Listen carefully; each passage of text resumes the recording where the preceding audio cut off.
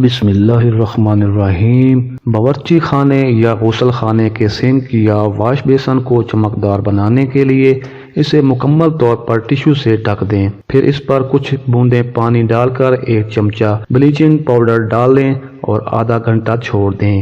اس کے بعد انہیں ٹشو پیپر سے واش بیسن کو رگڑیں، بیسن یا سنک چمک اٹھے گا۔ سٹین لیس اسٹیل کے برتنوں سے اسٹیکرز نہ چھوٹ رہے ہوں تو اس حصے کو اندر کی طرف آگ کے شعلے پر رکھیں اور اسٹیکر کو چھیل کر نکال لیں، آسانی سے اسٹیکر نکل جائیں گے۔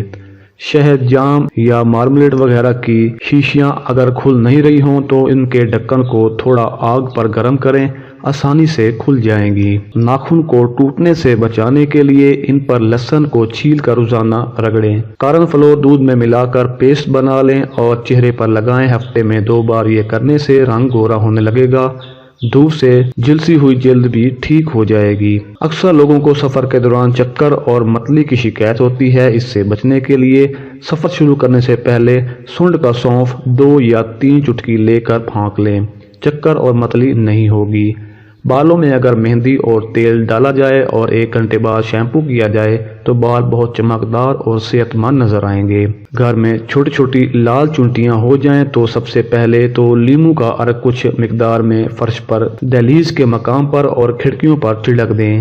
اس کے بعد اسے ایسے کسی سوراخ یا دراڑ میں اس عرق کو ڈالیں جہاں سے چونٹیاں آتی ہیں۔